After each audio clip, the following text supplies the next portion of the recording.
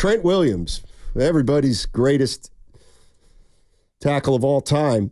He has a message to Niner fans. All right. And coming up in 10 minutes, we're going to get into the Purdy Prognosis, which we do weekly. But here's Trent Williams. Hey, Niner fans, hey, long way to go.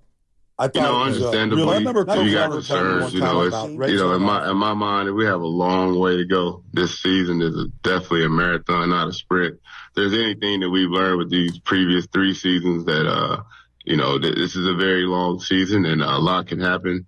Obviously, we don't have control over the injury bug, but, you'd rather get bit early than late. Obviously not having Christian it hurts as an offense, but we do have confidence that he'll be back. And then, when he is back, he'll be as fresh as ever.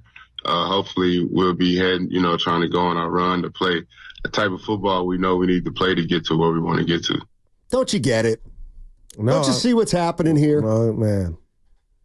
This is a team that has been deep 2 years in a row, and they're banged up a little bit to start the season. Achilles tendonitis is not banged up. No, it's to your best player. Now it's in whatever he's dealing with in both legs. So, well, let me give you a little update from Christian McCaffrey's father, who was on with Ross Tucker. Okay. Ross Tucker, of course, has a Ross Tucker football podcast. This is McCaffrey's father, Ed. He says, hey, tendonitis is an overtraining injury, meaning you're training too hard or you're doing too much, and it turns into tendonitis. If I would say that Christian has a weakness, it's that he sometimes has to protect himself from himself in terms of training too much and doing too much. This is the line that I really do think is an optimistic one. If you have tendonitis, you have tendonitis. I think of it as tennis elbow. You see tennis players get it, and they can't play tennis for a while until it heals up. That's what he's got in his Achilles. It started with one, then creeped into your calf, and you start overcompensating. You feel it in the other one. But it's just tendonitis. It just means it's very, very sore. So I think the goal now for the Niners is to get McCaffrey back the second half of the season, hang in there till then, and let's just assume he's not playing in October, which take the next 4 games off the board.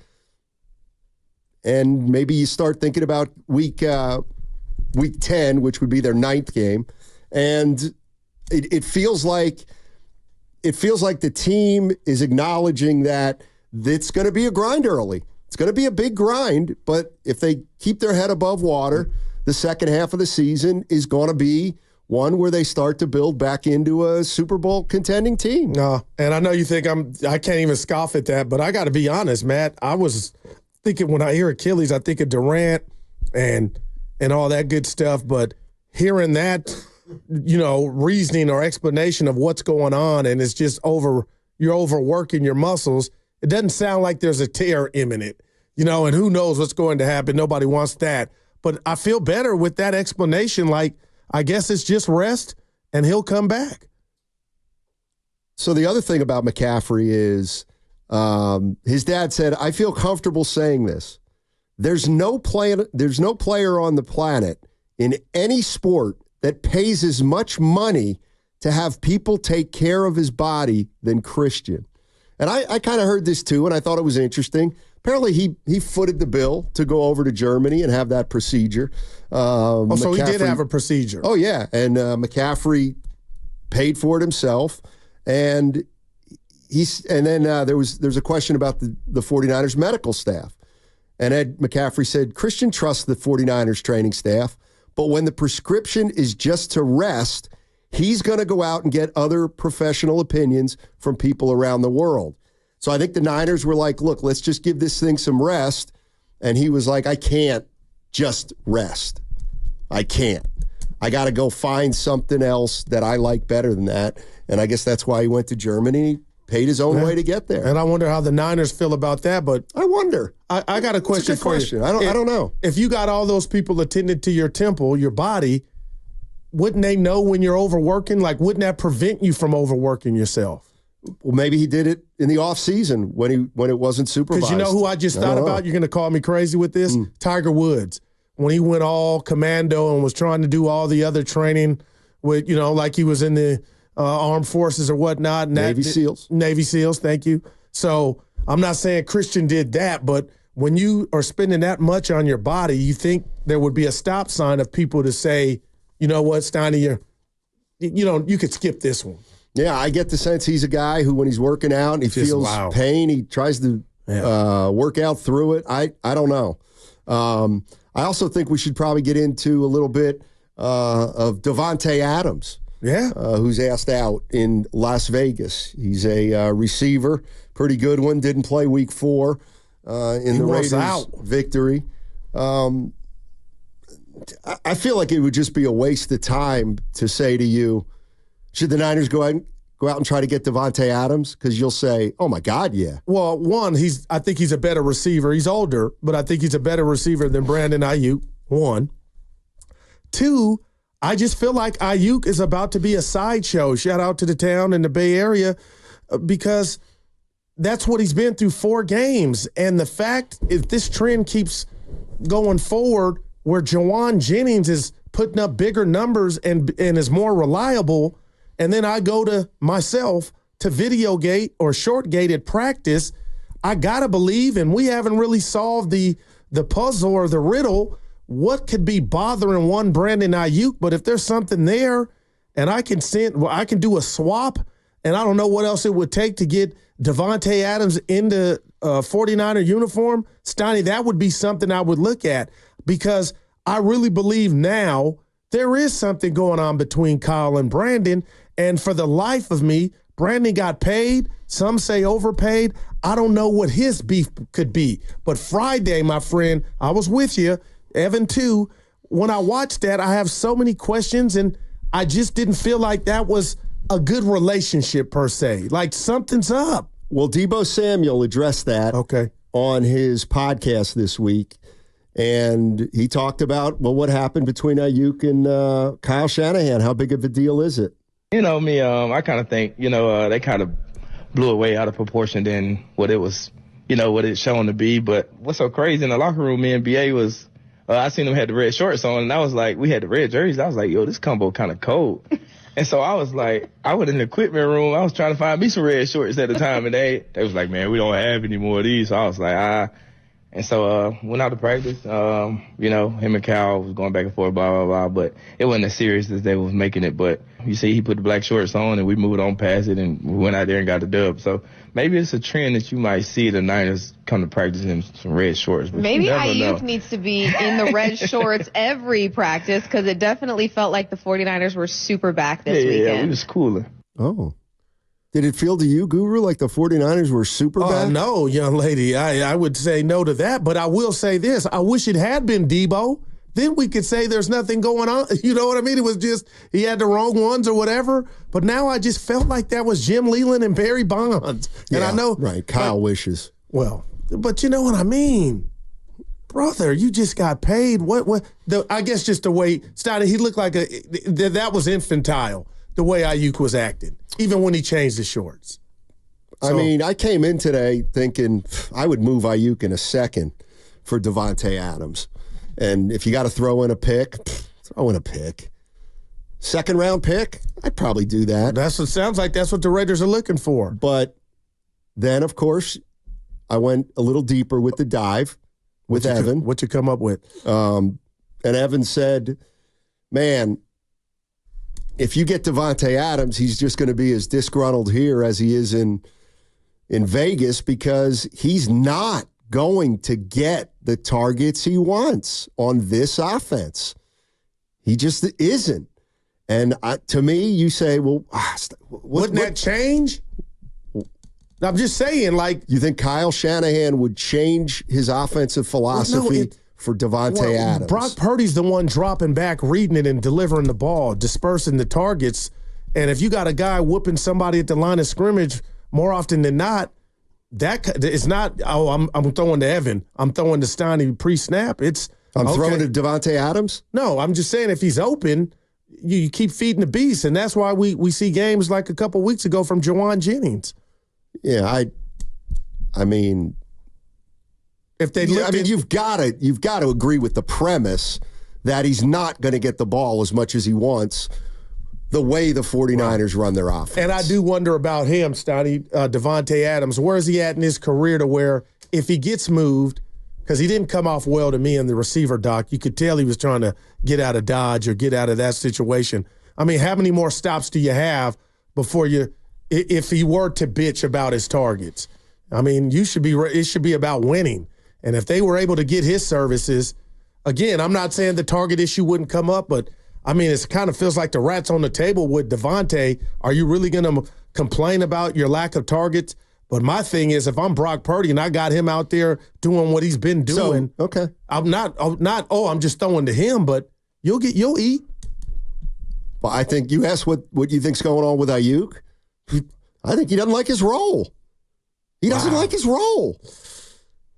How could he? Yeah. But he had a chance to go get a bigger role somewhere else. But see, I think he didn't want to go. I think he knew that he wasn't in. Pittsburgh doesn't have a throwing quarterback. Maybe that's why the Patriots are pathetic. Maybe he wanted to be somewhere else, but the places that they were going to send him, he just didn't want to be. Have we ever seen an athlete get paid? Steven Jackson. That happened. Yeah. But outside of him, where you get paid and you're still disgruntled. Like you won the negotiations, but you're still mad. I mean, Draymond Green got a big contract and punched a guy and then got suspended the year after. I don't know. I mean, it happens. It happens. I mean, look at Jordan Poole. Not the same situation, but got paid, and then they traded him a year later.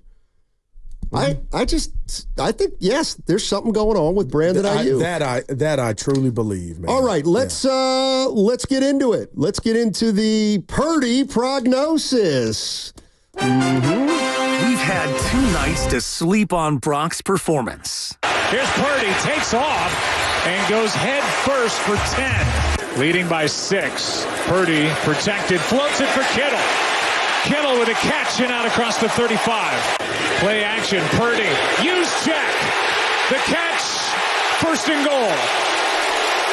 Now it's time for Steiny and Guru to break the huddle and deliver their Purdy Prognosis. All right, first you're listening to 95.7 The Game, KGMZ FM at HD1 San Francisco, always live on the free Odyssey app, Twitch and YouTube, powered by First NorCal Credit Union.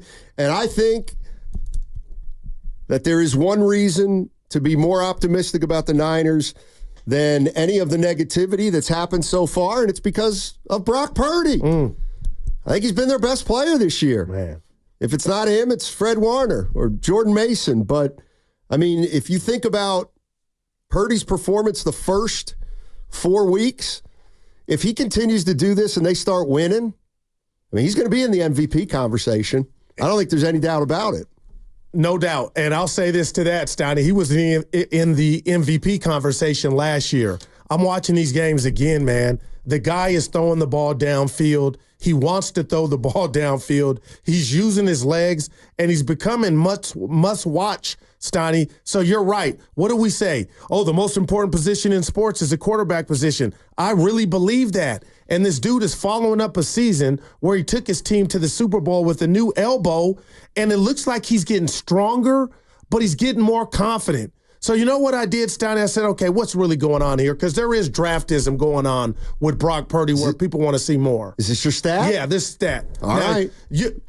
Guru's been talking about this for 2 hours. He says he's got a Purdy stat that's going to blow us away. So who's the best in the game at the quarterback position right now? I think all of us would agree one Patrick Mahomes. Sure. Right? So can I give you some numbers and you tell me what you think after? Okay. But these are the last 20 NFL games. Patrick Mahomes, want to know his record? 14-6. Okay. Brock Purdy's record, 14-6. Okay. All right. In those 20 games, the passing yards, Patrick Mahomes, 5,087 passing yards. Brock Purdy, 5,410 yards, okay?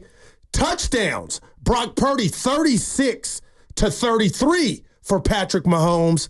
Interceptions, Patrick Mahomes, 19, Brock Purdy, 13.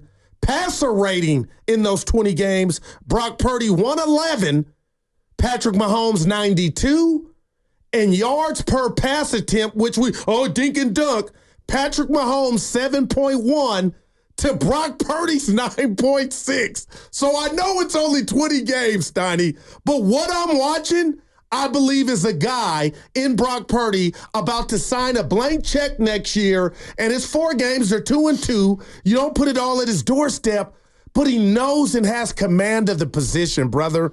And I'm just telling you, I don't think it's going to vanish or he has to return to glass slippers anytime soon. Can I just bring Evan in here for a sec and just ask him this? Okay, 20 games. Yeah, I get it. It's not a huge sample size, but it's more than a season.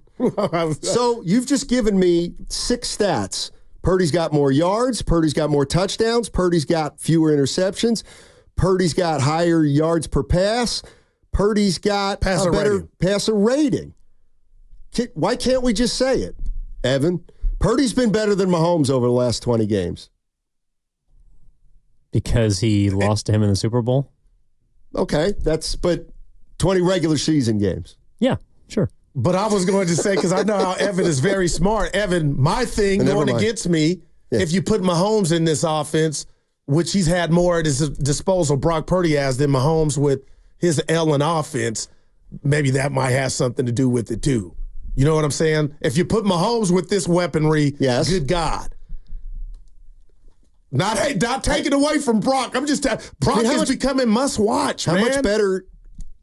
Oh, Steiny, what? We're not ready for that, are we? On the Purdy prognosis. I mean, do you think if the Patrick Mahomes were the starting quarterback of the Niners, they'd be 4-0?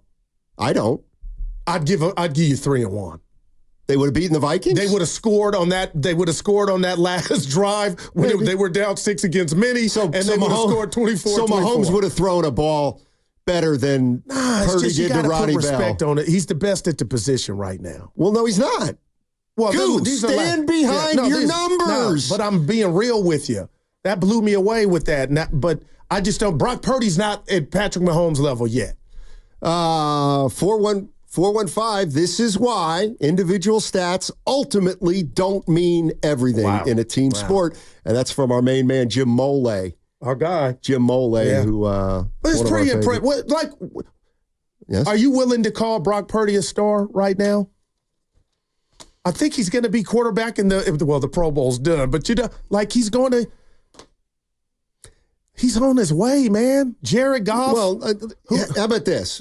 Give me other quarterbacks who you think are stars in the NFL, not Brock Purdy. And then I'll tell you if I think he belongs in that group. Well, we'll start with Patrick Mahomes, Josh Allen. All right. Jared Goff. Okay. Stafford, Joe Burrow. Joe Burrow is not. I love Burrow. Yeah, Herbert is. I would. Yeah, I think he's in that group. There's no doubt. And when you go to a Super Bowl, Steiny, and you take your team, Lamar. Yeah, but I wouldn't. I would. Oh boy, I'm down on Lamar, Steiny. I know he's good, but in postseason it doesn't work. Well, it hasn't worked. It hasn't worked yet. Yeah. No, I think yes, he's a star. The way we throw star around in football, especially for quarterbacks, yes, he's a star. Brock Purdy right now is a star. What about the component of, how much is he going to get paid? Right now, wouldn't you say Brock Purdy's doing, forget the number. Okay. He's doing everything he possibly can to get whatever number's coming that way. The bottom line is the way I look at Brock Purdy is right now he's about a $32 million quarterback. I feel like that's short. It is short. Oh, yeah. Sounds like you're smiling. But he's playing, man. He knows what he's doing. He's got a grasp of the offense. This is what I disagree with. Somebody says 925. Come on, Steiny. Mahomes would be 4-0 right now with the Niners. Well, then we're ignoring the biggest thing we talked about for 3 weeks, which we said was their biggest problem, and that's defense. I don't necessarily think you'd be 4-0 with Patrick Mahomes. It's a hypothetical, but I think Purdy's, he's done about as much as you could ask him to do, right? Using his legs. And I don't know, there was something in the Athletic. I forgot who wrote it. I should know. But he's holding the ball 3.1 seconds from getting the ball and releasing it. Sounds Purdy. Like a Matt Barrows in any league. And that's the longest of holding of the ball from all quarterbacks this season. Purdy? Yeah. And I don't know if that's a good thing, Steiny, if he, trying to wait for stuff to develop. Guys aren't getting open or separation. you can make with that what you want. But I'm watching him, and I'm worried about him, Steiny. Well, now you're worried about him? No, I'm just worried. His health, like he's running for his life. And he's not running for his life. Steiny, he's running for first downs. Yeah, man. That's what great ones do. Leading the league in passing. I can't do 5 this. 5 touchdowns to 2 interceptions. I'm giving him his flowers. That's what I'm doing. So you're worried. Because they can't afford to. You worry about Dak Prescott getting hurt? Sometimes I wish he'd get hurt, but I didn't mean that. But a little bit. Just a tweak. No, with everything that's going on in the water over there. That has nothing to do with anything. Yeah, I do. When I see him run, I'm like, oh boy, get down. And then he don't do the old Russell Wilson baseball slide. That's no different than any other team. He'll do the old, I'm a stretch, and then my back. You know what? Pick a new sport to like. Because if you worry like this, if you worry like this, you're not enjoying yourself. And this should be fun. But you're worried. I'm worried about Purdy. Sundays, Purdy. Who's he going to make the sidelines? Saturdays, no. Dude, our life, we're cheating life. You are. Evan, you are. Coming in here every day. I come through the elevator doors, forget Arsenio Hall or Johnny Carson. We're talking sports. We got WNBA playoffs, baseball playoffs. We've talked a lot about Niners, both those. Warriors in Hawaii. Yeah. It's too much, but it's all fun. And it's our job to cover it and talk about it. I don't like the word cover. We don't cover anything. We cover the Warriors. We don't cover the Warriors. We were just at Media Day. If you covered the Warriors, you'd be in Lahaina right now, or whatever the hell they are. Well, you dropped the ball on that. Well, I'm mad, too, the more I think about it. Why don't you get on the Hegan for going in a different direction? There's a lot of people in Hawaii with the Warriors covering them. I thought we were going. Why would you think that? You were supposed to hook something up. I've been there. I've done that. I don't need to do it. Let's get to Dom. Dom's in San Leandro. Oh, we're going to push Dom. Oh, gotcha, Evan. I got you. Somebody get Tim Jordan on the phone. The math. I got you. We got 90. Oh. I'm fired up, man. About what? Just the sporting scene right now. There was no games last night. Look, what could you be fired up about? There was 2 great WNBA games and 4 baseball games. Okay. What do you say we talk about that and lose listeners left and right? You don't know when we lose them or gain them. Please. What'd Becky Hammond say after the game? Apparently she went off. She's been in a bad mood, man. The beautiful Becky Hammond. Don't do that. What? We're past that. That's 1970s commentary.